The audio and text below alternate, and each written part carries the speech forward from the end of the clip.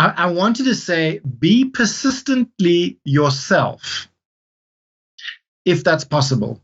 So it's like, this is me, this is my voice, this is what I'm writing, this is who I am, and being true to that is really difficult. And then persistently doing it with precision.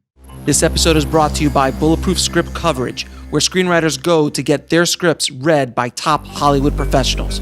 Learn more at covermyscreenplay.com. I'd like to welcome to the show Matthew Kalil. How you doing, brother?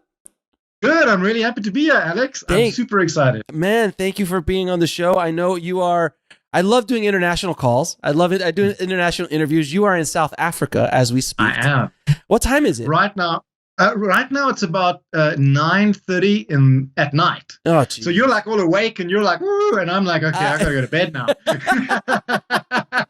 I'm always excited. I'm always excited to do international calls. I just did an Australian call a little while ago. It's so cool to it's amazing, the technology, how it works. Yeah, it's incredible. I love it. I'm sitting here in Johannesburg and it's like really hot and it's a lovely day. So yeah. I'm dying. I'm actually one of the places on my bucket list is I got to go to South Africa. I do definitely want to travel. I love it. I would love to go down to South Africa. It really is one of my favorite countries in Africa that I would actually want to go visit. And you must. Yeah. You must. Cape Town. So I'm originally from Cape Town, which is down south, and it's so beautiful. You'll love it. And great to shoot. And any excuse to shoot in South Africa, you should do it. It is on my list. Maybe I'll do a workshop next year or something like that down there. And maybe I get to fly down there. That would be great. So first of all, man, you have an amazing book out called The Three Wells of Screenwriting, which is one of the reasons I wanted to get you on the show.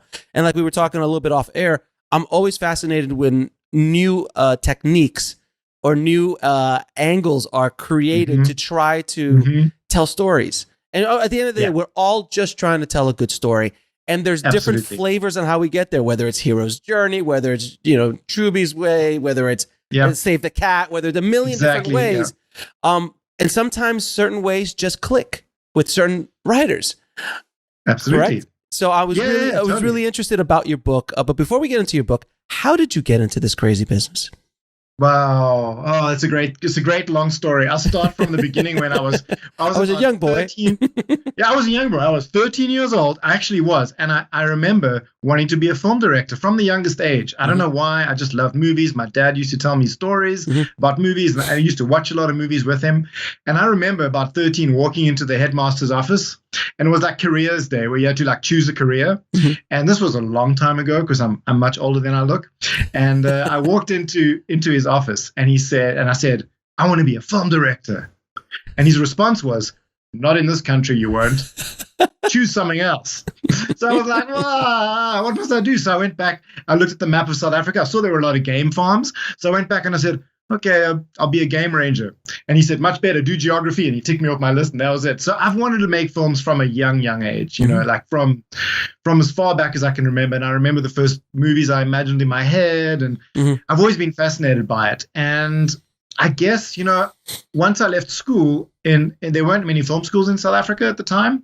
So I kind of wandered around and did a whole lot of other things, which we won't get into because there's not enough time. Sure. But eventually I studied a master's in screenwriting in Leeds in the UK. Okay.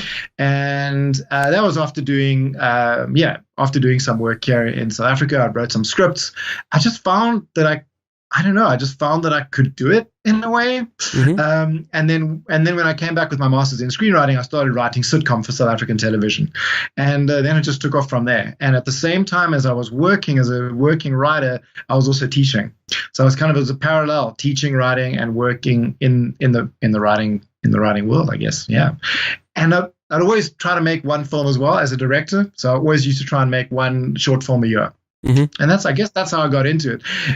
In South Africa, maybe it's a bit like this in the independent scene in the US. You've got to be doing many different things. You've got to be having like many different hats. So I'll be doing like editing, directing, writing, as many things as I could.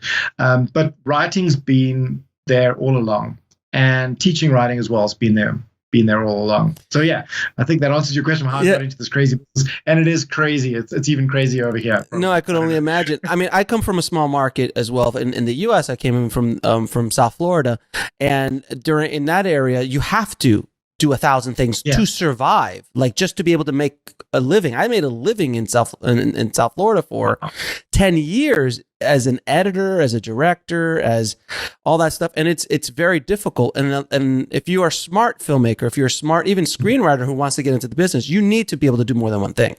So and I'm imagining that's the way it is in smaller markets that are not Los Angeles. And even here in LA, in the indie scene, if you don't do everything, it's going to cost you money. That's why I could go out and make a $3,000 or $4,000 feature film, because I have a lot of hats that I could wear.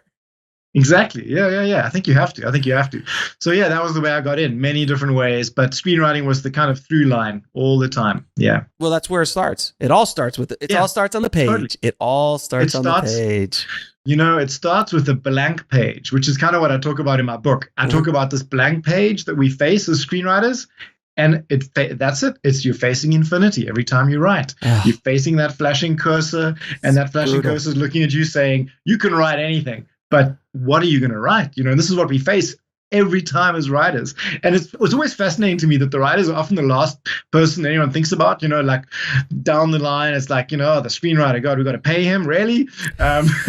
Meanwhile, we're the ones that have like made something out of nothing to start with. So yeah, it all starts with the story. You know, and it's funny though. Like I think that goes back to the early days of Hollywood, where screenwriters were literally just treated like absolute crap. Not that it's changed a whole lot, but I think because of the studio system and the glory days of the Hollywood studio system, where they were literally just technicians, and they were just treated like whatever. It didn't matter. Yeah, it still kind of resonates like that today, where writers aren't treated with a lot of respect in this genre and screenwriting. As novelists, it's different in other areas, but I think that's one of the biggest mistakes we make as filmmakers as an industry, without question.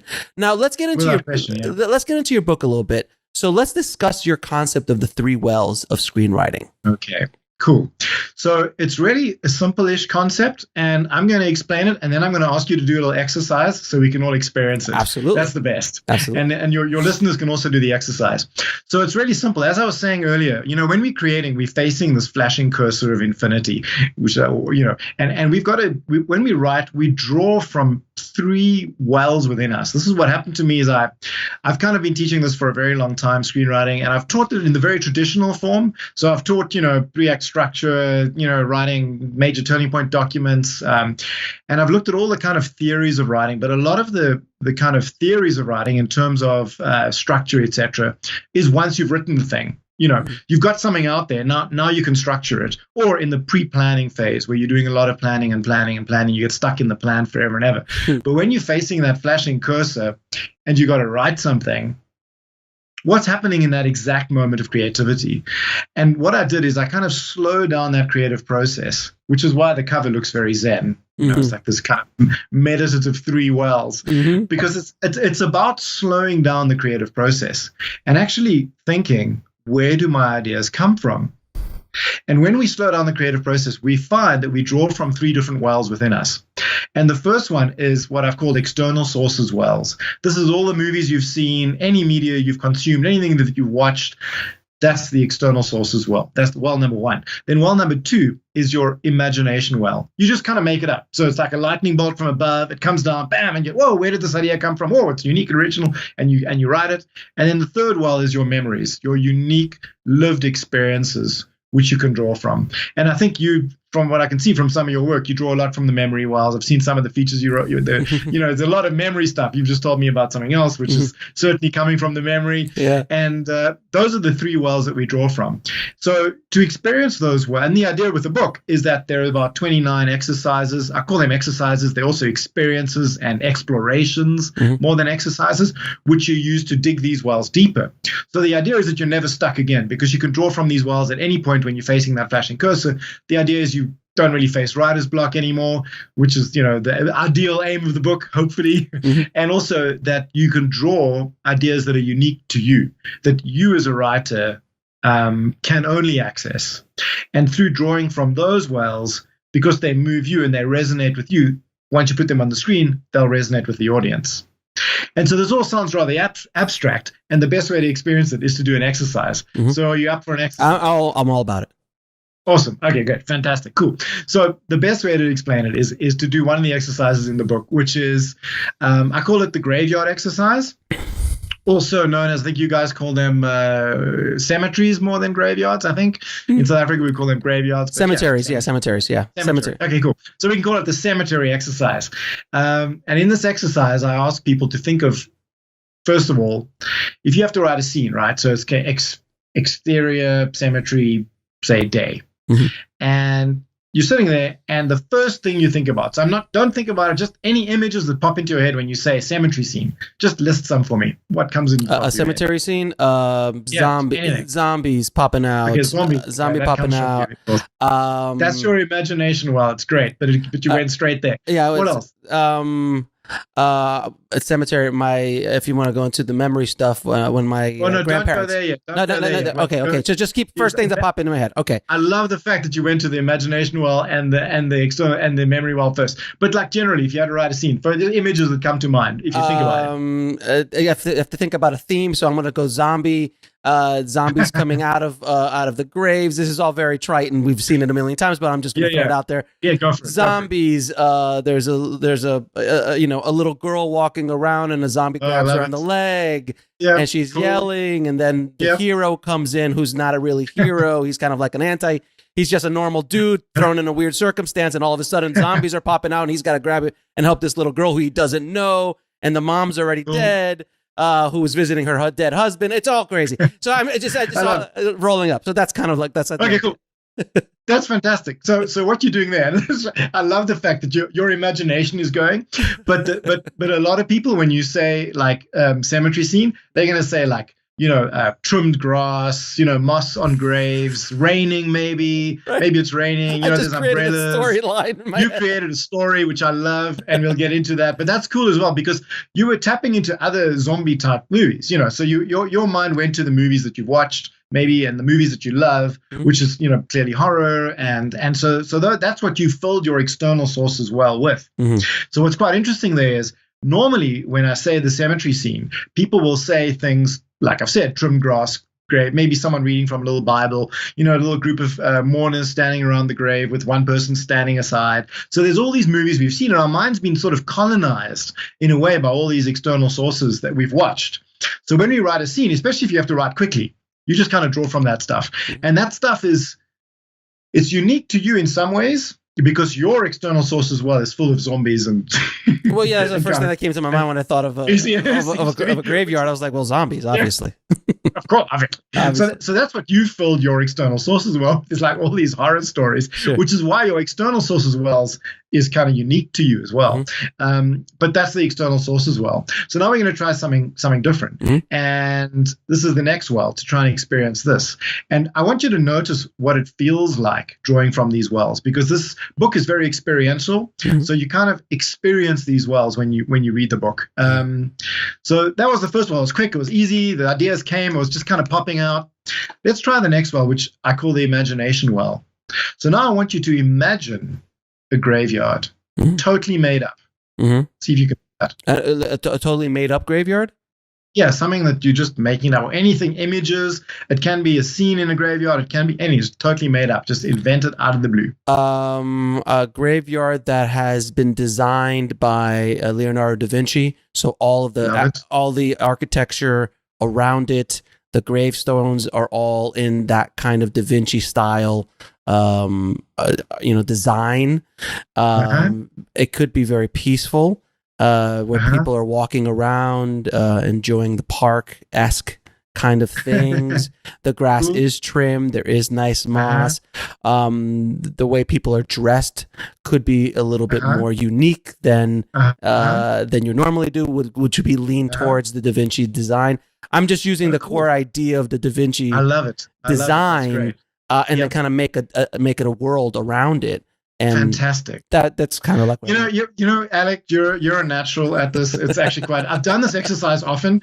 People really struggle. You just like slide into each one. Anyway, so the what you've done there is quite amazing. Is you've tapped into your imagination well. Most people, when you say So I'm hoping that your listeners are also doing this when we're doing this. So if you guys are listening out there, hopefully you've done the external sources well, and now you're trying to imagine a unique graveyard. A lot of people struggle with imagination because they feel like suddenly they're being almost tested. They're like, oh, is my imagination good enough? Have I imagined something unique? Oh, and there's a lot of pressure on us. And our imaginations are often like suppressed. And we've been told, like when we were kids, like stop imagining, stop playing. So people don't really access their imaginations that easily. But what you've done is something quite cool. You've taken an idea, which is Da Vinci, and you've taken graveyards, and you've collided them together, and you've sparked off this whole amazing idea of like Da Vinci's graveyard. Mm-hmm. And what's cool about that is in the book, I talk about this thing of colliding ideas. So you've jumped ahead in a way. Sorry. You know. Okay. So the idea is with the imagination, well, is that you can make things up by colliding ideas together. That's one way of tapping your well deeper. But the imagination, you can a sort of graveyard in space. Someone's buried in a glass coffin, maybe. The imagination is just you kind of make it up. And it's interesting. There's normally a moment of pause where you're waiting for the idea to come. And I saw you did it. You kind of looked down, and then Da Vinci came. Mm-hmm. It's quite amazing. Mm-hmm. So that's the imagination well. And tapping into that when we write feels different to tapping into the external sources, which was just like ideas. Easy. Because it was, it was interesting, if I may stop you for a second, because the external well, when I did the exercise, the external well, I went straight to movies. I went straight to stories because those are all reference points, and I have a vast reference library in my mind of millions of hours of content that I've consumed in my life.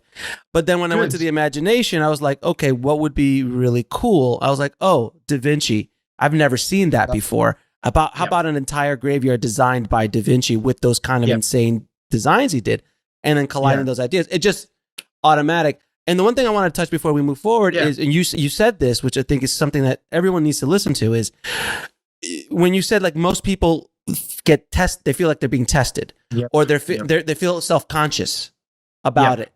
I've now gotten to the point that I don't give a crap anymore. Yeah, so I don't care. I mean, doing a podcast, doing what I do with Indie Film Hustle, I get bombarded with negative and positive all the time. So I just don't care anymore. I've gotten to that point in my life as an artist. I'm like, I don't care what other people think. I'm just going to do what I want. But if you would have asked me the same concept 5 or 10 years ago, I would have had much more difficulty, and I would have been much more guarded with how I put things out. So it's releasing yourself to become free. It's so helpful. Absolutely. One of the things in the book I talk about as well is play and just have fun, and when you see kids playing and they're just imagining stuff, they're just going, I'm like, what is this world you're creating? That's the kind of ease with which they're creating, because they haven't been shut down by all this judgment and negative energy and things are just you feel the world's assessing your ideas. Whereas I can see you don't give a crap anymore. You're just going to do it. No. I could see that was great. That's well done on reaching that phase in your life. You are clearly an involved filmmaker. I try, man. It's not easy sometimes, but I try at least. Tell me about it. Anyway, so I'm just going to go on to the last well, and then we can talk about more things. But so the last well, and again, this is an experience. So again, I want your listeners to try and experience this. Is the memory well? Now, this well is, I want you to try a graveyard exercise or a cemetery exercise, and I want you to scan through your life and think about graveyards or cemeteries you've actually been to, and think of some images or people or encounters or stories that have taken place there. Anything coming to mind? Oh, absolutely. When my grandfather passed, which was a very difficult time for me, and I was at a cemetery, and he actually got into the mausoleum, and I'll never forget the sound of the coffin being dragged over the concrete.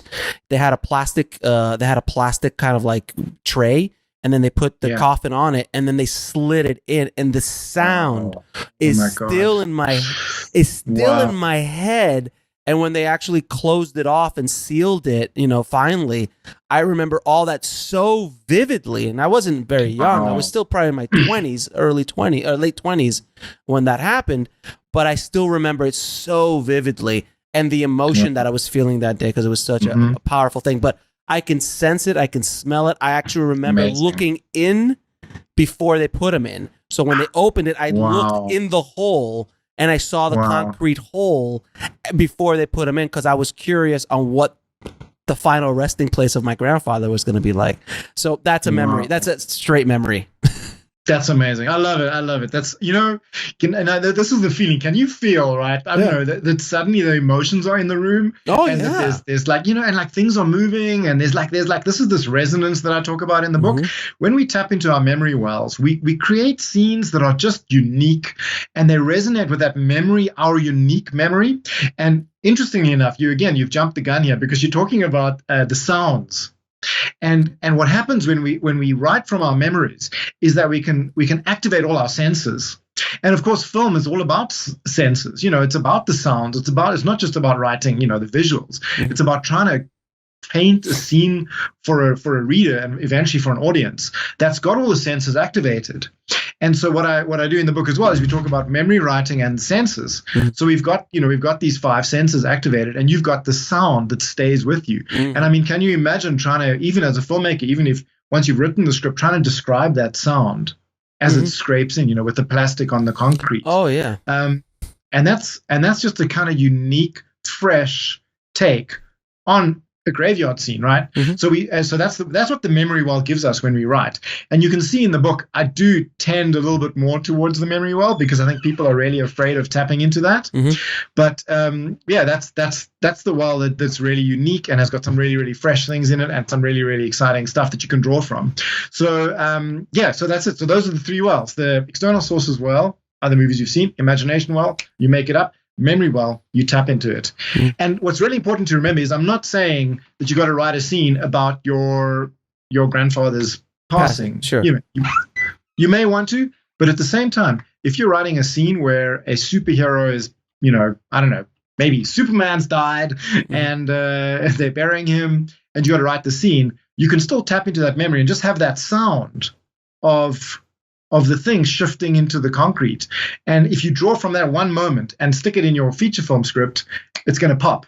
And someone reading the script will go like, what is that? That's unique. That's fresh. That's interesting. So you can draw from your memory well and stick it into any kind of thing you're writing, which is quite cool, actually. You don't have to write your story. And that's not what I'm really getting at with the book. Right. It's that you can draw from all of them. So you can write a zombie movie, except in the zombie movie, suddenly you're taking the sound and you're sticking it into the zombie movie, and suddenly you've got this unique moment. And I also really loved what you shared about the like looking into the grave before it went in. That moment just seemed really fresh and interesting to me. And so that's the kind of power of writing from the memory. So I could see how these 3 wells can really spark ideas very easily. Absolutely. If you're just like this. If you're open and free, we've just right here doing this, we've written a scene about if we collide all 3 of the wells together, exactly, we have a zombie movie that takes place in a Da Vinci designed graveyard with authentic sounds of a real of a real graveyard inside of it. Unique things that I've never seen anything like that before. Yeah, totally. No, what I find amazing about this exercise is when I do it, we find these unique ideas, and I think what's great about it is that they're just everywhere. They're always around, and often writers are struggling, and they're like, how can I write the screenplay that's going to be picked up? How can I write a screenplay that's going to be unique and fresh? And I mean, I've read a lot of scripts in my life. I've been a script reader a lot, and you're waiting for that moment where something pops and you're on the page and you're like, whoa, wait, what is this? And when we do these kind of exercises, we're just always popping, and ideas are just always coming, and they're always there. And the idea with the book is that I'm really hoping that people cannot be stuck anymore, because I think writers, we get stuck. There's so much we're facing. We're facing the infinity, but we're also facing all the pressure of the industry. Is this thing going to make money? Is it, am I going to get, is it going to work? And so people can get really stuck. And the idea with the wells is people can just tap into them and they can dig them deeper.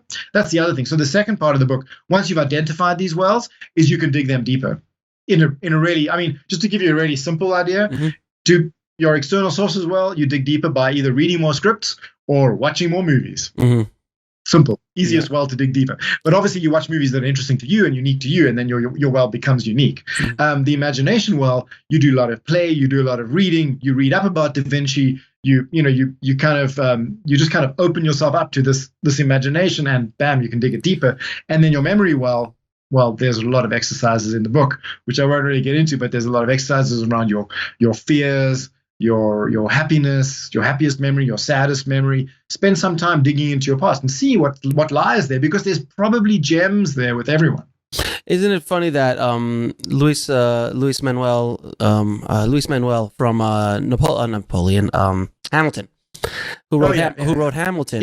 Yeah. I mean, who in God's green earth would have thought that a book about Hamilton, would be a worldwide phenomenon as it was? Yep. And he took from his own experience as an immigrant, his father, and he actually tells his father, that's his father's story, coming from Puerto Rico, and then he just put it all together through hip hop and mix, and he just literally collided 1,000 things. Absolutely. And when you watch it, you're just like, well, this is the greatest thing I've ever seen in my life. It's just such a, you want to talk about unique.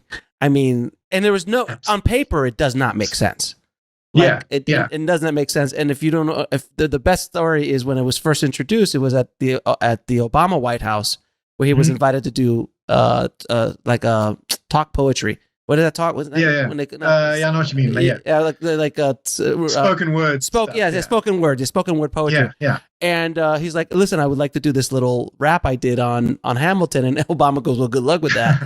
And when he says, like, well, good luck, because it doesn't sound like, I mean, come on, who's going to listen to a rap about Hamilton? Yeah. And it just exploded. And when I saw it, because you see it on YouTube, you could see it on YouTube, that moment. And you could see everybody in the room oh my God. And it's really digging into these kind of wells where he digged into his external, he digged into his imagination, he digged into his memory and combined them. And I think if you are able to combine these wells, you have something extremely unique.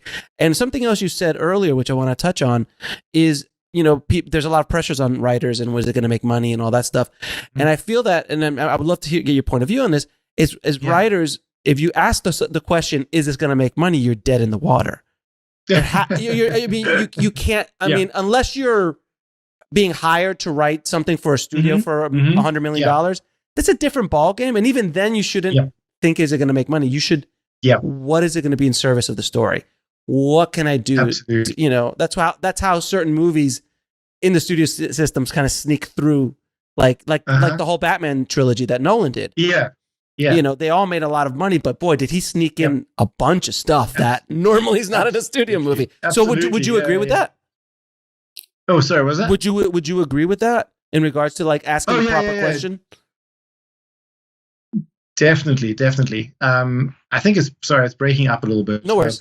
Can you hear me? I can hear you perfectly. Cool. Fantastic. Okay, cool. No, I just heard some. Anyway, it's So yeah, I think I would agree with it 100%. And actually, one of the things in my book is that I'm hoping that writers can write stories that kind of really matter to them. And they don't have to think about like, oh, is this going to make money? Because, look, okay, this is a really big aim, but I've got a feeling you may have similar aims, is that I feel that a lot of the stories, especially feature films that we're seeing nowadays, not all of them, but a lot of them are just like, let's make the next, look, I love the Marvel movies, but, let's make the next Marvel movie, let's make the next thing. And people don't always they're scared of walking on a limb and telling something that matters to them. And these stories that we create are quite fragile. And often these stories, the fragile stories, are the ones that I'm hoping that the book will help tell. Because we all have these stories that come to us sometimes. And they're like these little golden chickens that come and they're like, we've got to tell you, we've got to kind of make this little chicken grow. And it's this kind of fragile thing that we create. And then we kind of, we're afraid that as soon as you start, like you said, as soon as you start thinking about money, it's, is this going to make money? You're already in service of something else. You're not in service of what the Hamilton guy was in service of when he wanted to make Hamilton. That was something totally different. I don't think at any point he was like, is this going to make money? Because if he really thought that, he probably would have gone no, and he would have stopped, right? Because it was so crazy. Right. But he was in service of something else. And this is kind of what I'm hoping the book will help, is people who are in service of these stories that matter to them and that matter to the world. That's the other thing about the Hamilton stories, was so timeless, because he was resonating with his own truth in that moment, and bam, there it was, and it was so timeless. It was just kind of perfect. Yeah. So it's a long kind of answer to your question, but I do think that it's not, you can't ask, is it going to make money? It's just going to kill you. You're done. There's something else. yeah, you're done. You're done. You're done. I think you're putting too much pressure on the actual art. If you cannot allow the art to grow and be what it's going to be, to a certain extent. Look, if someone gives me $200 million, I'm not going to just like, hey, let's figure it out. No, I'm not that. There's a physical responsibility, but at the end of the day, if you are honest to the story, you are in service of the story and what you're trying to do, money comes regardless of what you're trying to do. Without question, I feel so many filmmakers and screenwriters put so much pressure on the art. Like, this is the script that's going to blow me up. This is the movie that's going to get me that agent that I've been wanting. No. You can't do that. And but because I talk to so many filmmakers and I see so many screenwriters and I see the guys who succeed and the girls who succeed, and none of them ask the question, is this going to be making money? They did it just because they wanted to do it, and that's where you need to. And it's hard to be there. It's hard to get there. It really is. Oh yeah. No, it's really difficult. I mean, it's really, really difficult. And I think it's like, like you said, it's not like, oh, fragile, or I'm an artist. It's actually almost the opposite of that. It's like I'm working hard at these wells. I'm digging in them all the time. I'm making them available. And here's my ideas, and here's my script, and it's great, and I love it. Oh, and here's another one. And let's do this one. And it's kind of like constantly working at being freer and loosening yourself up so that these stories come and that you can kind of keep on doing them in a way. Mm-hmm. Because otherwise it's just it's this one script that you're holding onto for dear life and hoping it's for 10 years. Yeah. Anytime I meet a screenwriter, he's like, "How many scripts have you written?" He's like, "Oh, I've got this one," and I'm like, "Is that it?" And he's like, "Yeah, that's the one." I'm like, "Yep, that's the that's a rough. That's You've got you're basically telling me. Yeah, so have I. I mean, I've had that one short film. I've had that one script, and it's like then you're telling me you only won one swing at the bat. When you go up to base. Exactly. You got one swing, and that's it. Yeah. You got no other swings. I think, if there's one thing that I think your podcast also communicate really clearly, is it's not one swing at a bat. No ways, man. You got to stand up there. You got to hit that ball constantly. And then when you're really exhausted and tired and you think you can't hit this ball anymore and you want to give up, but you still want to hit it, then you know that you're a baseball player or a screenwriter. Exactly. if you still want to write the story. I mean, I've written quite a lot of features and I've written a lot of television, and I keep thinking to myself, when is this going to end? But the stories keep coming. Because and I do want to keep telling them, and that's a wonderful place to be. Now, I want to also talk to you about, because I think your book really touches upon this, is authenticity. Authenticity as a writer, and I would love to hear what you think of how writers can be more consciously write more authentically, as opposed to only digging into the external well, which a lot of writers do. They just rehash old stuff that they've seen again and again and again. Where I think the combination of the three, and because when you watch a movie, that's authentic. You watch something that just comes from a place that you could just feel it. That the writer, the director, you watch Schindler's List and you go, well, that's Spielberg doing what he like. That is really personal. Absolutely. It just oozes off the screen. Absolutely. So what's your thoughts on that? So my thoughts on that are that, when I started teaching writing, sort of about 20 years ago, I've been teaching this, and a lot of people, when they first start writing their scripts, I don't know why, but I mean, I guess I did it too, actually, probably, is like, I'm going to write a story about a prostitute who meets a gangster, and then they're in, I'm in South Africa, but in New York, and I'm like, I know nothing about New York, I know nothing about prostitutes or gangsters, right? But yet I'm going to write this thing, and then so what I do is I draw from the external source as well. So I get this half-remembered idea of a prostitute from like Pretty Woman, and then this half-remembered idea of gangsters from like Goodfellas, and then like I kind of what I know of New York, and it just, it's thin. It's really thin, and you can structure it perfectly. You could even make characters that are kind of okay, but it's lacking something. And this is this authenticity thing. It's just lacking depth. And so I always thought to myself, how am I going to teach this to students? How am I going to teach people to like get depth? Is it something you're just born with, or what is it? And so what I realized is I used to do these exercises with them, and this is kind of where the memory thing came from. I used to do this exercise where I was like, okay, so in your life, there's been one moment where everything's changed. The one moment something happened in your life where everything changed. And students started looking at their lives, and they'd go back and they'd go, okay, oh yeah, there was that time I was mugged. Yeah, that wasn't so nice. Or it could be anything like, there was that one moment when I realized my grandmother was going to die. Mm-hmm. And I was visiting her in the old age home, and I knew she was going to die and she was getting dementia. And that moment was when everything changed. And I get them to write that into a script. Mm-hmm. And what they started writing were these amazing things that were just full of so much authenticity. It was like, okay, so I was mugged, but it was kind of funny the way the mugging happened. And it happened in this random place that you wouldn't think that, like, outside a train station, people were walking by and this guy was mugging me and no one was doing anything. And he was just holding this knife out at me and just showing me the knife. He wasn't like threatening me. All he did was show me the knife. And I'm like, ooh, that just suddenly it was a lot more authentic than someone taking out a gun and going, I'm mugging you now. Right, yeah. Like, on the nose, very on the nose. Yeah, very on the nose. It was just like, I've got a knife. What are you going to do? And the Alzheimer's thing was like, she opens the fridge and something in the fridge has gone moldy.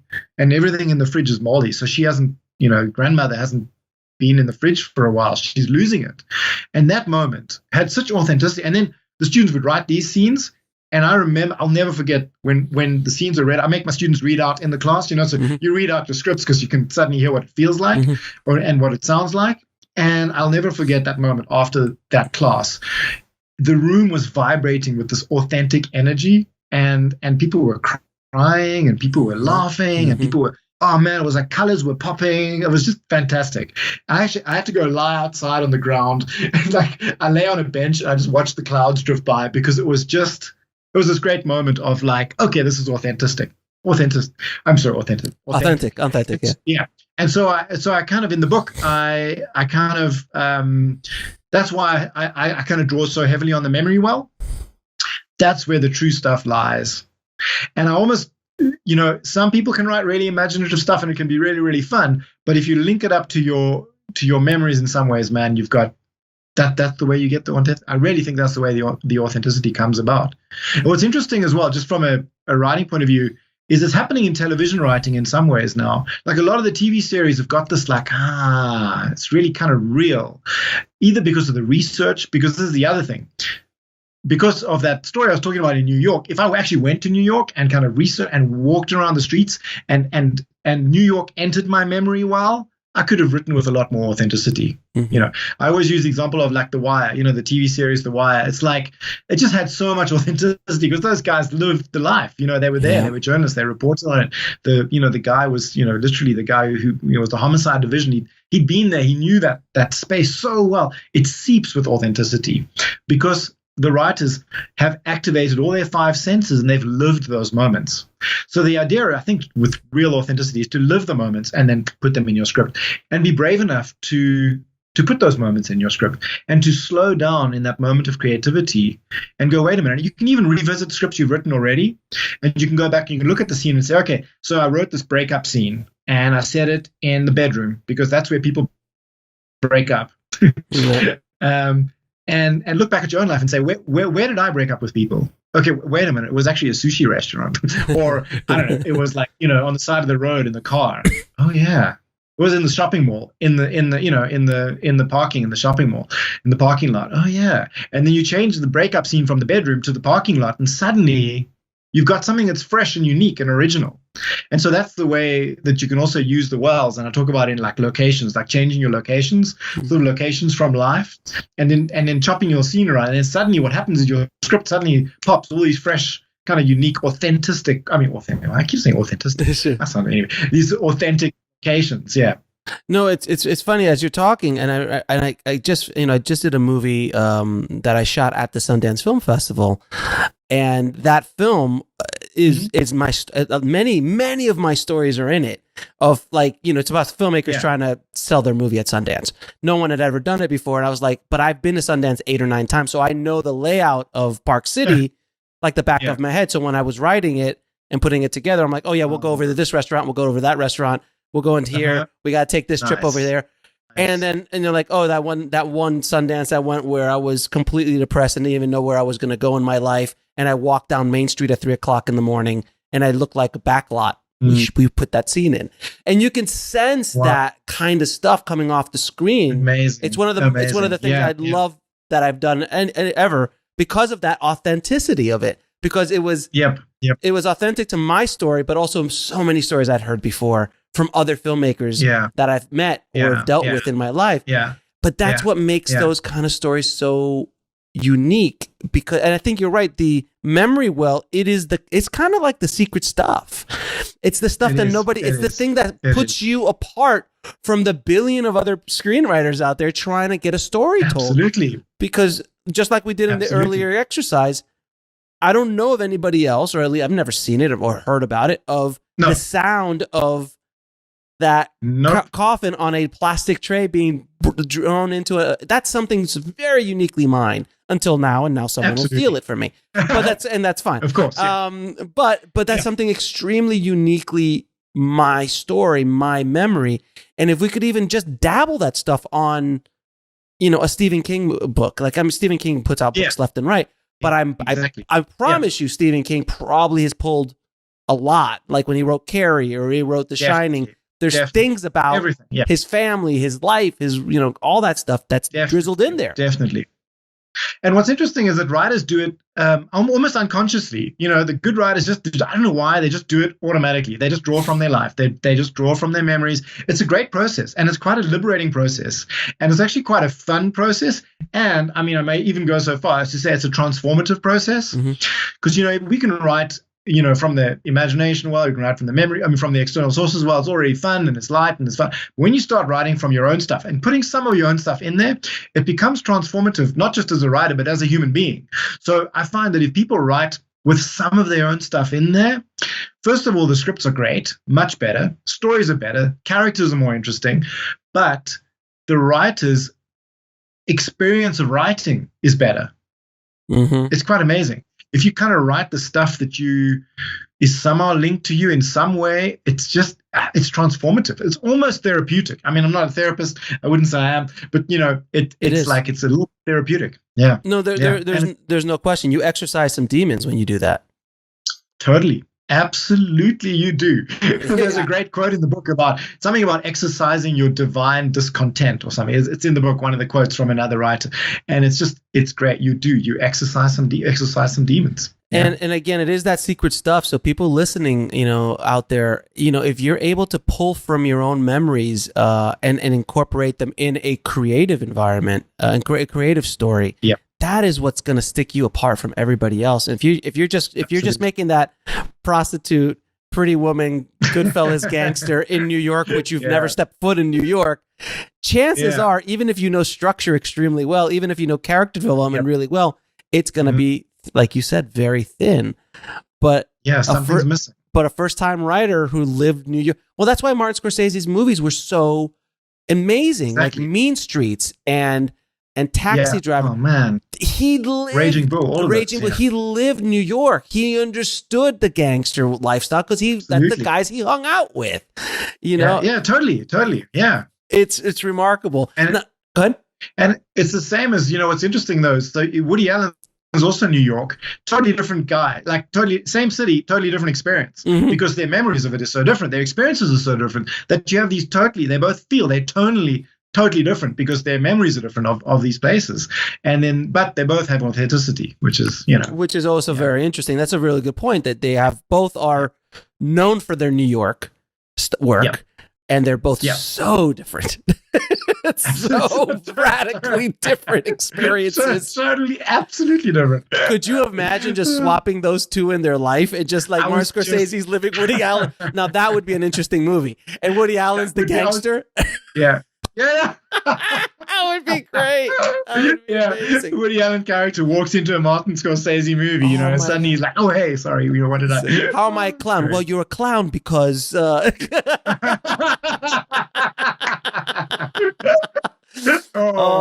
it'll be a really short movie. It would be it's a short film. The end. It's a short film, obviously. Now, there's a couple. The other thing I want to talk about is subtext. It's something that writers and directors and filmmakers, they forget about. Do you have any tips on how we can add some really nice subtext to our stories?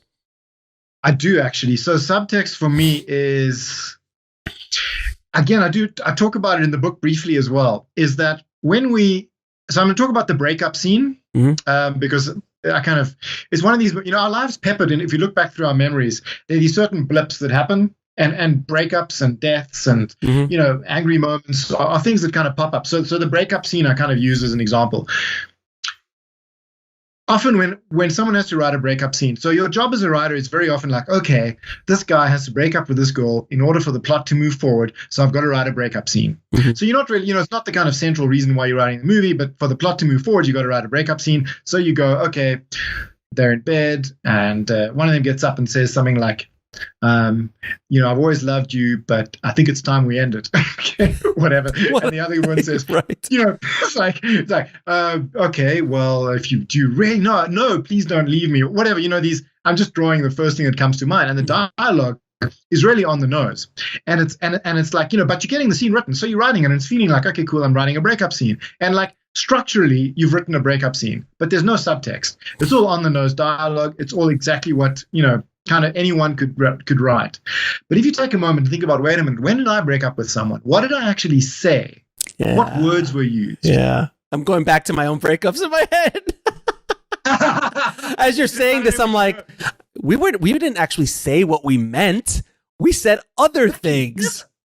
Totally. You would never, you don't want to hurt the person's feeling. You don't want to say like, so you get up and you say like, I don't even know what you say. I'm trying to. No, it's just like it's not you, it's me. It's but like but you never like. I remember one of my breakups, and I didn't even know it came, and it was like, literally an hour prior to the breakup, everything was fine, but underneath all of it, it was her about to break up with me, and it just was broadsided me because I couldn't read the subtext of her.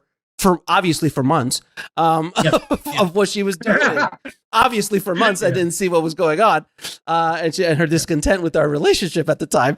But you're right; it was never on the nose. If you do a breakup, it's never on the nose. It's never something that I'm breaking up with you because you leave the dishes out all the time. You don't make the bed, and you're horrible in the sack.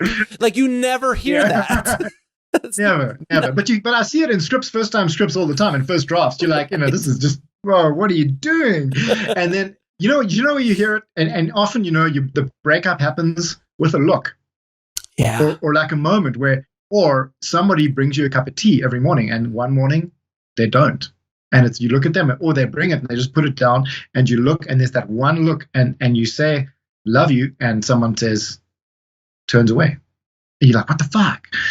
Where's the response? And so for me, the subtext is, and this is again one of these things I wanted to teach writers. How do I teach subtext? I don't know, but we live it all the time. We constantly decoding the world as human beings. We're looking at each other's faces. We constantly reading the subtext all the time. Mm-hmm. The guy who's serving you your coffee at the Starbucks. You're looking at the subtext. You're realizing this guy's had a shitty day, and your mind, you're kind of reading into everything all the time. And that is what writers need to write in their scripts, is writing that stuff that we kind of and when you see that on the screen, you're like, she's gonna break up with him. You know it already because it's all in the subtext. And I think that's my main advice, is like, write from life, write from what you've seen in life, and then look at your script and go, is this realistic to my own life? Has this and then go to your memory well and say, can I draw from something else from there?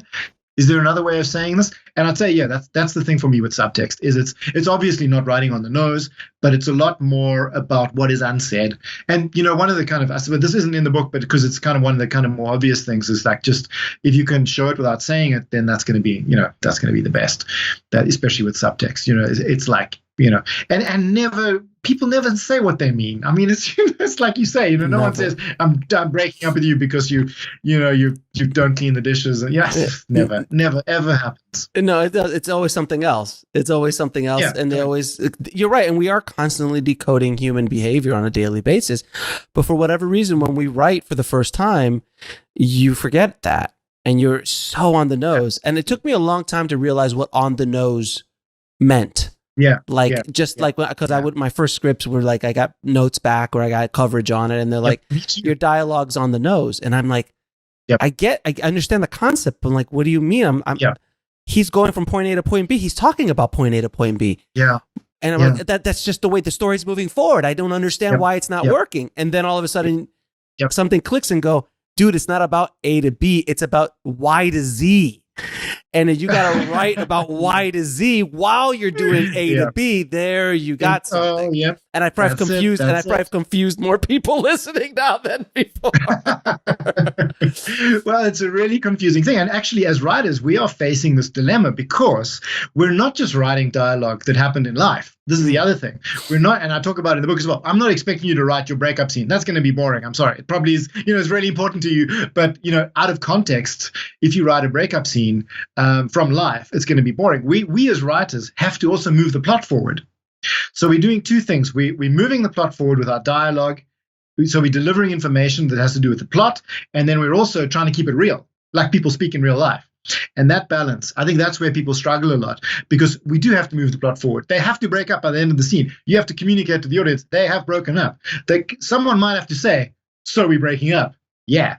Okay, that might have to be in there somewhere, but you don't put that in all the time. So that's the balance that we got to face as writers, keeping it real, keeping the dialogue real, but then moving the plot forward. And very often people just move the plot forward and then they stop keeping it real. And that's the balance. It is difficult. And I think it's one of the most difficult things. I think it's a really tricky question about subtext and why you're reverting to things like A to B and Y to Z, because it becomes quite abstract in a way. And actually, that's a lot of what writing is. It's really abstract. And screenwriting, even though it's a craft, no doubt, and there are a lot of books out there that tell you about, if you plot from X to Y and A to B, and then there's the graphs and diagrams and all these things. And I'm like, yeah, okay. But in truth, no one really knows anything. And you've got to just, it's a fragile beast we're dealing with here, this creativity, especially in screenwriting. And this is what I think is why my book is slightly different to the other stuff, is that it deals with the creative process in the moment when you're creating. And so it's that kind of subtle, and often language fails us at this point. Language fails us and it becomes art again. And it's quite exciting in a way, even though, I'm telling your viewers now going, what the hell are these guys talking about? Just tell me how to do it. And I'm saying, there are ways. It's not that easy. It's not, man. Yeah. It's not. And look, structure is structure. You could do a 3-act structure. You could do a 5-act structure. Yeah. You could do, and that's easy to learn. I mean, it's not hard to learn a 3-act structure. They tell you, they literally are on, you could Google the hero's journey. Yep. You could Google a 3-act structure and from this page to this page should have something like this happen. At this page. That's a roadmap. But but how to fill that and how to get to that point, because eventually you just will instinctually know the structure. You will get to the point where structure is not going to be an issue for you anymore if you outline your things right. Absolutely. It's all this other stuff that makes it really good. Yep. It's like those early playwrights. You think of Tom Stoppard and these guys. I don't know, like these. Their names escape, but these early playwrights in the 80s. That Shakespeare guy. Yeah, well, no, he's too early. I've never. Anyway, Shakespeare's another story. But like those guys who are grappling with life and their experiences and they're putting it on the screen. Like Scorsese, it does it as well, of course. But it's that kind of stuff. How do you get that stuff onto the script? And that's kind of what drawing from these wells is about in some way, but drawing from life and struggling with it, but keeping it real at the same time. So Now, do you have any advice on how to create memorable characters? I'd love to hear your thought about that. I do actually. Yeah. So creating memorable characters is, again, there's also a section in the book, and I'll use the wells as a way of talking about it, because first of all, you can draw characters from, if we use the wells, your external sources wells. So you can say, okay, well, I'm going to do a character that's just like Rocky. You could. Or I'm going to do a character that's just like Luke Skywalker. Mm-hmm. Or you could do your imagination well. You could do a bit of Harry Potter kind of where J.K. Rowling was sitting in the train. Harry Potter came to her like Zam, lightning bolt from above. A lot of the characters just came to her out of the blue.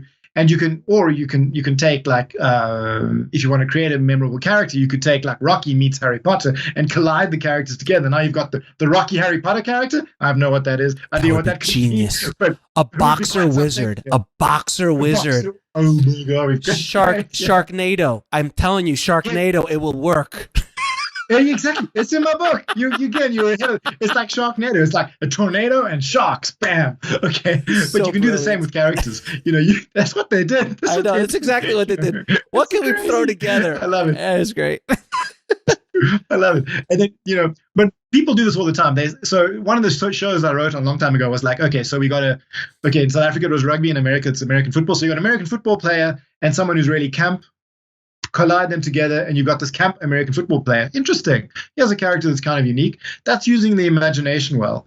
But memory well, man, that's where the unique characters lie. Like, no doubt about it. Oh yeah. I've got this whole system in the book where you go through your character list, even in the script that you've written, and you've written, say you've written a character. So I wrote this scene in a script that I'd written, and I had a scene that was a music store guy working like a clerk in a music store. Sure, okay. Sure. He was music store clerk 1 or something like that in the script, right? He was random.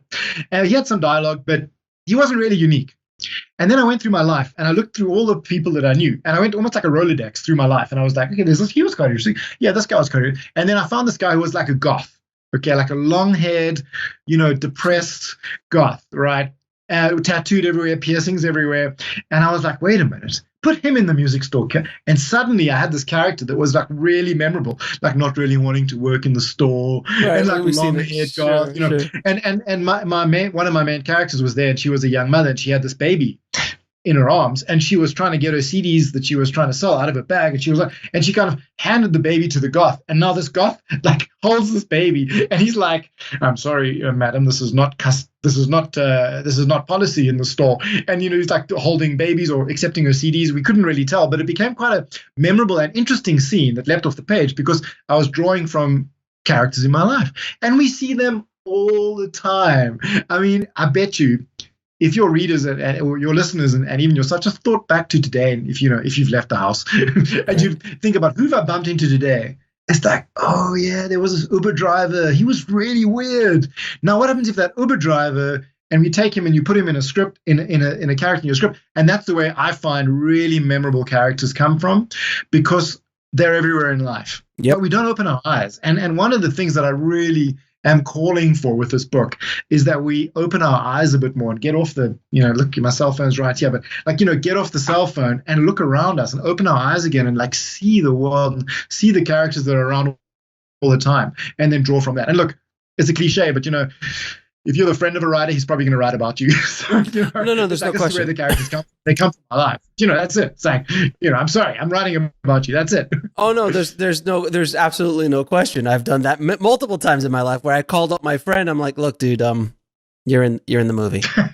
You're in the movie. Like, really? He's like, not only are you in the movie, your name, I'm not even going to be that creative. Your name is in the movie. I'm going to take elements of your life. I'm going to mix it with somebody else, but you're going to see yourself up there. Sorry. And that's the way it is. It's kind of what people do naturally, but I think very often when you're writing to a deadline or we're writing with some pressure, we kind of forget that that's what we're doing.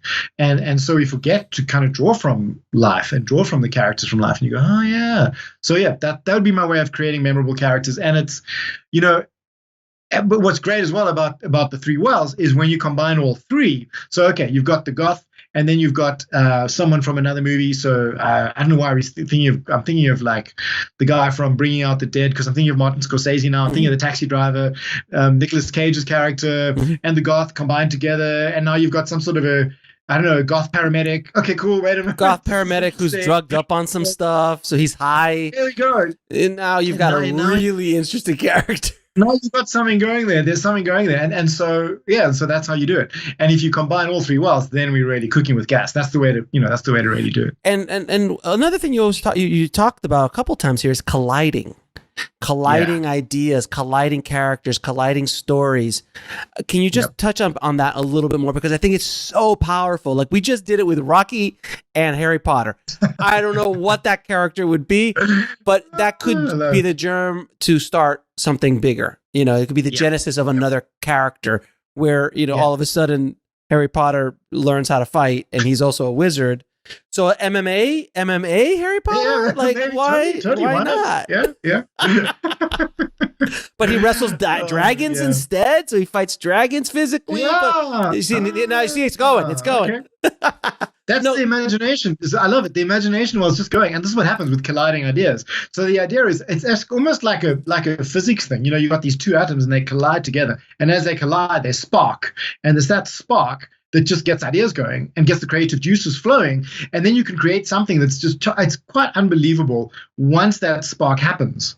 But if you're just sitting there with the one idea and the other idea and you don't collide them together, you don't create something. It's actually, it goes back to this sort of idea of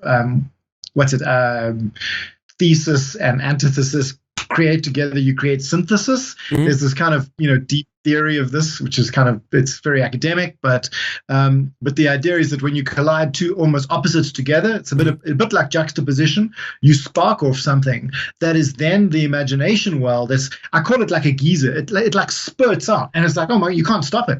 This Harry Potter Rocky thing, I don't know. I'm probably never going to forget it, and who knows where it's going to end up one day. But it's like they're totally random, but you collide them, and then you've got this. And what happens is then it becomes not just a character, but a story. Because you started plotting earlier. You weren't even talking about the character. You were plotting a whole story with MMA and dragons. You've got to fight the dragons. And so what happens is suddenly the plot starts coming from these characters that we've collided together. That can be really, really powerful. That is. Yeah. Well, that was how Indiana Jones was created. Like an archaeologist who goes around the world getting whip wielding. That was literally Spielberg and Lucas on a beach.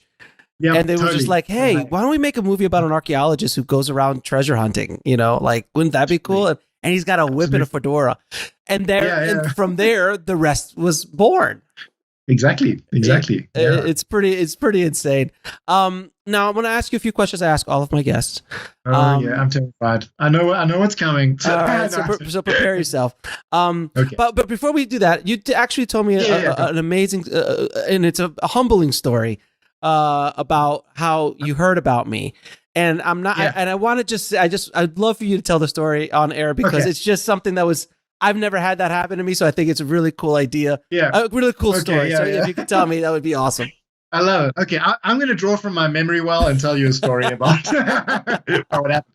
So I live in a place called Muizenberg, which is basically like Venice Beach in Cape Town in South Africa, except much smaller, but this kind of wide streets, lots of skateboarders, lots of surfers. And there was this coffee shop that I sometimes work at. And I'm working there, working on some courses from the book. And I see this guy next to me, and he's got a laptop open, and it's got an editing suite on. So it's got like Premiere, something he's editing something, and, which is probably also a bit like Venice Beach in LA. Everyone's just always working on scripts or movies or it's everywhere. And so he's working on this thing. And I say to him, hey, how's it going? Because I always want to meet people. That's the other thing. I'm always just meeting people. It's really good advice, by the way. It's like meet people all the time. But so I approach this guy and I say like, oh, you're doing some edit work. What are you working on? He's a stills photographer who's moving into video, and we start talking. And I say, I've got this book, and he goes, oh, it's amazing. Come take a picture. Instagram. He Instagrammed me with the book. And then I said that I've also got this podcast because I've also started podcasting because podcasts are amazing. Awesome. And I've started the Three Wells podcast, which is, and anyway, I mentioned this to him, and he says, have you heard of Indie Film Hustle? And I go, I don't think it rings a bell, but I don't think I've, and he says, you've got to listen to it. It's amazing. So this guy in the tip of Africa, oh my God, in the small little town called Muizenberg, is telling me about Alex Ferrari. And so I'm like, okay, cool. I'll check it out. And he gets my phone and I start listening to it, and I'm like, oh, this is great. I love what this guy's doing. Alex Ferrari is amazing. So I write Alex Ferrari on my whiteboard in the tip of Africa. I write your name. Amazing. That's ridiculous. On my whiteboard, like, contact Alex Ferrari. So I'm thinking, like, how am I going to contact him? I could email him out of the blue. And then 2 or 3 weeks later, I'm in this sort of joint session with other Michael Visser Productions, who's my publishers, and they're really good. It's a bit of a family publisher, and we all meet with each other. And suddenly this woman, Diane Bell, who's a friend of yours, is on this, thing with me, and she says, oh, you guys should meet with Alex Ferrari. And I'm like, yes. I was like, yeah, I want to meet with him.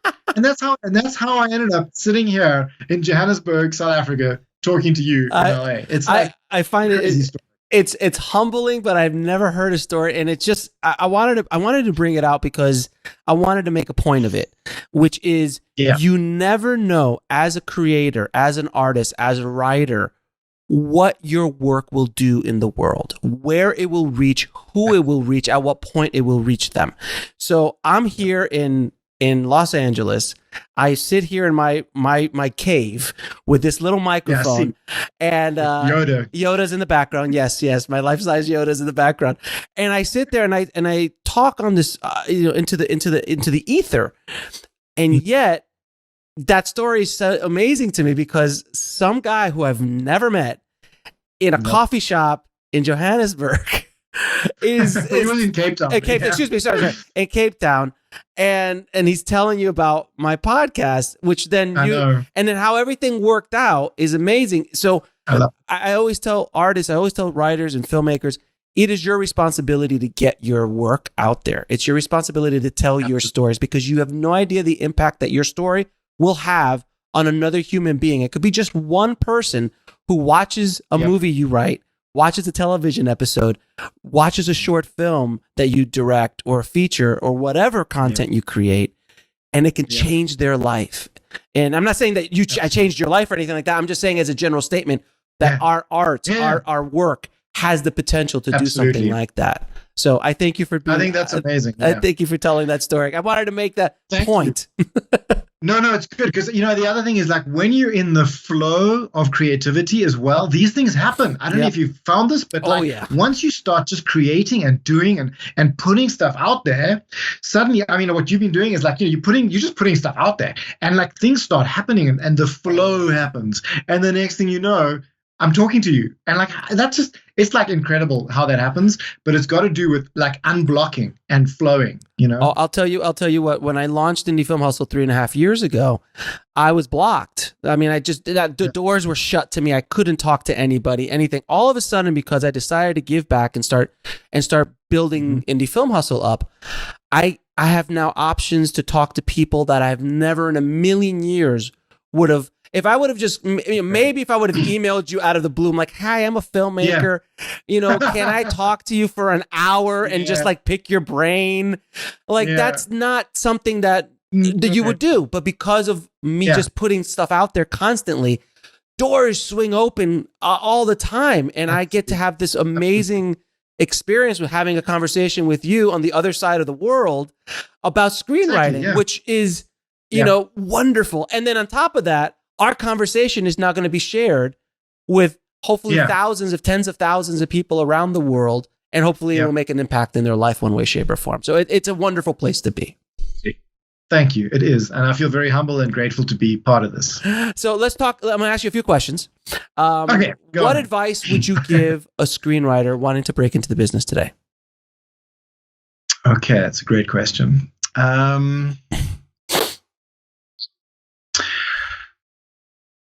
It's a really good question. I think, the first thing that came to mind was persistence. Yeah. And I wanted to say, be persistently yourself, if that's possible. So it's like, this is me, this is my voice, this is what I'm writing, this is who I am. And being true to that is really difficult. And then persistently doing it with precision. Okay, as well, because don't just write any old script and persistently give me that script, and the script is bad, right? That would be bad. Right. But like, persistently be yourself with precision. So read other scripts. Oh, actually, God, maybe that's. You know what? I'm going to take all that back. And I'm just going to say, read scripts. Okay, read lots of scripts because I noticed on your page you've got like links to scripts. Oh, many, like hundreds of scripts, hundreds and not thousands. Now. Yeah. Please, just so look. If you're trying to break into the industry, I suppose. Look, if you're just trying to write a really good script, then read many scripts. But if you're trying to break into the industry, then just persistently be yourself with precision. I think that would be my bit of advice. That is an amazing piece of advice because I always tell people the same thing in the sense of be yourself. That's who they can't make another you. And I always tell people like, I've meet directors who like, I want to be the next Tarantino. I want to be the next Fincher. I want to be the next Nolan. I'm like, dude, I hate to break it to you. We've got a Fincher. We've got a Nolan and we got a Tarantino. And I promise you, they're so much better at being themselves than you will ever be. So you've got to be the best Matthew. I've got to be the best Alex. And that is it. And exactly. That is the secret stuff. That is it. because no one can compete. That is the secret stuff. No one could ever. I will never be able to compete with Matthew Kalil. No. In the same way that you will not be able to compete with me, in the sense that I can never beat you. Absolutely. And you can never be me. Exactly. And that's, you know, exactly. We are who we are. Period. In whatever we do. Yep. And I think we get very caught up as creative people by looking. So I look at you and I go, oh my God, Alex Ferrari's done all this stuff. And he keeps making stuff and he keeps putting part. I've got to do that too. If I don't do that, I'm not successful. Meanwhile, my book, The Three Wells of Screenwriting, is like zen and calm and me. And that's who I am. That's the different. We're both very different energies. But like, I look at someone like Gary Vaynerchuk, right? I love Gary V. I look at Gary V and I'm like, oh man, I got to do what Gary V's doing. I got to get out there. I got to put more stuff out. I like to look Tim Ferriss. I got to do more stuff like Tim Ferriss and what he's doing. Yeah. I'm like, it's great to be inspired by other people. But at the end of the day, but at the end of the day, the race is with yourself. Always. Exactly. Period. Exactly. Now, can you tell me the book that had the biggest impact on your life or career? Oh. Wow. Huh. That's a really good question. Sure. Okay. You know what is? I think it is this. It's very bizarre, but I'm just going to go with it. Mm-hmm. Is this really the book? I think it is. Okay, it's Franz Kafka's The Trial. Okay, sure. That's it's really weird, but I'm just gonna. So the reason is, I read that when I was really young. I was like, geez, I don't know, like 16, 17, and I read this book, and I had no idea what it was. I didn't know what it was. I knew it was great.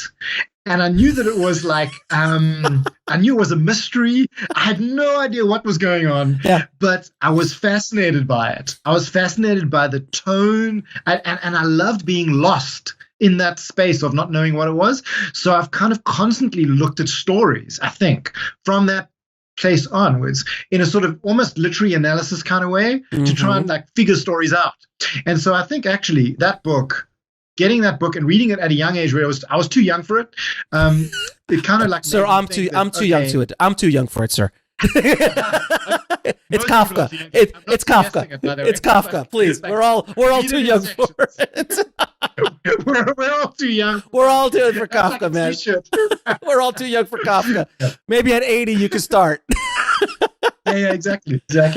So I'm going to go with that, even though there were a lot of other books that popped into my head. But I think, to be honest, that's probably it. Yeah, that's a great book. It made me want to solve puzzles, which I think is my story brain. That's awesome. Now, what is the lesson that took you the longest to learn, whether in the film business or in life?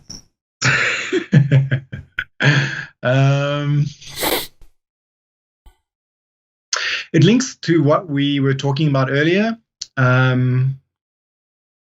And I'm still learning it, definitely, almost every day. And it's just, I am enough. Yeah, I've heard that before on the show. Many people have said that same thing. It's a great, great lesson. And I'm actually thinking of almost changing and just going, I am. Yeah. And not the enough, because the enough has got a judgment to it. Mm-hmm.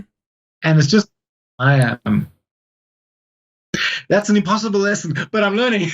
It's very zen. It's very deep, and I agree with you 110%, sir. If you can learn to be in that space within yourself, and like, look, I am comfortable in my own skin. I am. Period.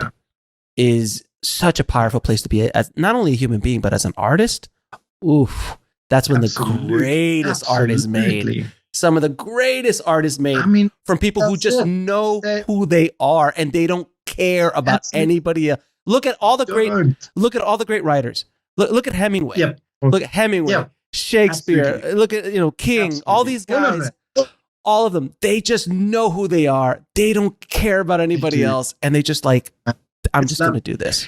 And you know what's amazing is, and you can feel they're not coming from a place of arrogance. No. It's not like, I am this, I am that. It's like, just, I'm doing this thing, and this is what I'm doing, and it's amazing. And they don't even say it's amazing. It's just I'm doing this thing, and like Lynch is he's a master at this. Lynch is doing Lynch. Oh man, and does he do Lynch ever? I know. Well, I mean, this is it. I mean, Twin Peaks season 3. I'm like, when I watched that, I felt just like I did when I was 18 reading the trial. It was like, wow. And I was, it was a good feeling though. But he's just in that, and it's just I am. And just to throw out a quick plug, David Lynch is going to have a masterclass in 2019. Amazing. So everyone listening, you go to indiefilmhustle.com and I'll have a link for it there. But I just heard about it yesterday. I was like, oh my God, I want to hear David Lynch talk about his creative process. I've seen his documentaries. Yeah. He meditates constantly. Me too, yeah. I love meditating. Yeah. He's just such an amazing human being. And boy, does he, fantastic. If there's a t-shirt that says I am, boy, that man has it. And then some. Absolutely. Totally. Yeah. Okay. So 3 of your favorite films of all time. 3 of your favorite films of all time. Okay. I knew you were going to ask this. This is the worst question in the world. It is. But I'm going to try and answer it. Okay. So, it's going to be really sad because I'm not going to mention any Lynch films but there's so many of them that I would put in there. Sure. But I'm not going to do it because what I've thought of is with this question, because I knew it was coming because I'd listened to your podcast before. So I was like, okay, you know what? It's going to be the films that when I was really young, I watched on VHS cassette, and they just left such an impression on me. Mm-hmm. So in my book, I've got this list where we use the external sources as well to find your theme, and I list the top 10 movies that have influenced me, and I ask the reader to do the same, and from that you find the themes you're interested in. It's a nice exercise worth trying. But with this one, I'm going to say, okay, the first one is the Blues Brothers. Love the Blues Brothers. Love the Blues Brothers, man. They're amazing. Okay, the first movie. I'm just like, I can recite that movie back with my brother and I. We can just do the lines, can just just like that. Like it's really uncanny. I can watch the thing in silence probably and like say all the lines. Sure. I love the humor. I love the acting. I love the comedy pacing. The pacing is just it's basically like a big blues song. Mm-hmm. The pacing in the editing is just like mm-hmm. Oh, it's brilliant. It's a genius film. It's a genius film. Yeah, I love it. The mall sequence alone. The mall sequence alone with the cars is just let's not even get. And the Spielberg cameo. I mean, come on, that was great. I know, it's unbelievable. I love it. And only later on in life, I watched that. And I was like, "Wait, is that Spielberg? Is that like a 19? Is that like a 19? When was that movie made? In 70? In the set? No, was it 70s or 80s? 80s. Oh, 80s. Early 80s. So that's early 80s Spielberg. All like, geeky and like with the glasses, huge. It was great. He basically looks like the main character from Ready Player One. Pretty much. All right. Second movie.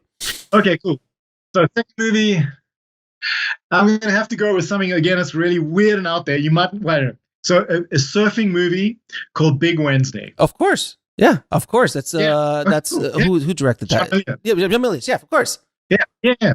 So this is like After Apocalypse Now, which is also I could put in there as one of my movies, but some sneaking other movies in here. But makes this movie about buddies living and surfing together, spanning many years, and it's just like I watched it when I was younger, and it's just there's something about that film. I absolutely love it. I could watch it again and again and again. I love Milius. Yeah. I think Tarantino once said about that film, surfers don't deserve this film, which is like, I get what he's saying. Yeah. And the third one? Okay. The third one, again, I'm going to go with the movies that I watched when I was younger on VHS, and that's North by Northwest. Oh, yeah, of course. So, yeah. So it's kind of Hitchcock, but what happened is the reason that it's so important for me is that, so in the movie, I mean, it's kind of a spoiler alert, but not really, is like, the first 10 or 15 minutes of the film, the sort of setup phase, is this guy, and he goes to this place and he gets almost killed, and he kind of gets put in a car and he gets forced off a cliff, and then he goes to the police station and he says, no, this is what happened to me, and he brings them back to the house and everything's been cleaned, and it looks like he's insane, like all of the stuff that happened to him hasn't happened. Mm-hmm. And that's where the VHS tape that I had in those days ended. So I watched the first 15 minutes of the movie and I didn't know what happened. Oh my God. So then, yeah. So later on in life, when I watched the rest, I was like, okay. And then I kind of yeah, and then I just loved it. Yeah, so I still really enjoyed it. It's one of those films that I could watch again. The crop duster sequence, that's just like, I can watch that crop duster sequence where he's running away from the crop. I can watch that again and again and again. But yeah, there's many other movies, and I would love to choose them. But I think those are the three that had a real effect on me when I was younger. Awesome, man. Now, where can people find you and your work? Cool. So the easiest place is probably the threewells.com, my website. And on that, you got links to my everything, my Facebook pages, my Instagram pages. Those are probably the easiest. I've got YouTube channels with stuff on. I've got a podcast as well, the Three Wells podcast, where we interview local South African at the moment screenwriters, but also we're going internationally about their creative processes. So yeah, if you just Google the Three Wells, you'll find stuff. But threewells.com is probably the best place. And then to get hold of the book, it's everywhere. It's on Amazon. It's on wherever you want to find it. It should be in your local bookstores in LA. And also Michael Visser Productions, their website's mwp.com. And so yeah, you can find me on there. But yeah, I suppose homepage, threewells.com. Matthew, it has been an absolute pleasure talking to you, man. Thank you so much for coming on the show and dropping some major knowledge bombs on the tribe today. So thank you, man. Yeah. Awesome.